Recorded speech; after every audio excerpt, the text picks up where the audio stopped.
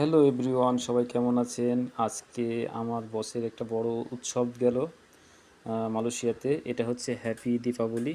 তো আমাদের বস হিন্দু, তাদের একটা বড় উৎসব। তো আমাদেরকে দাওয়াত দিয়েছিল তাদের বাসায়। আমরা যে ভালো মন্দ খেয়ে এসেছি, খাওয়ার পরে এই যে প্রত্যেকজনকে একটা করে কার্ড হাতে দিয়ে দিয়েছে হ্যান্ডশেক করে। যেমন আমরা বাংলাদেশে কেউ দাওয়াত দিলে তাদের বাসায় খাওয়া দাওয়া করি এবং তাদেরকে আমরা গিফট সামগ্রী উপহার দিই, আর এখানে উল্টা আমাদেরকে খাওয়ায় হাতে আবার কার্ড ধরিয়ে দিয়েছে। আসলে কার্ডের মধ্যে গিফট আছে। সেই গিফটটা হচ্ছে, আপনাদেরকে দেখাবো কি আছে গিফট। ও ওয়াও!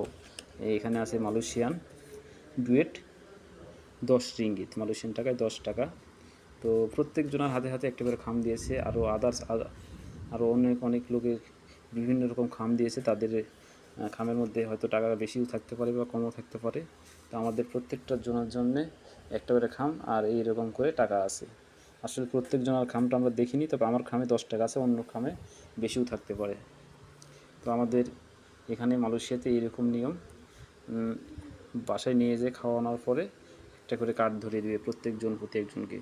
তো সবাই ভালো থাকবেন। আসসালামু আলাইকুম।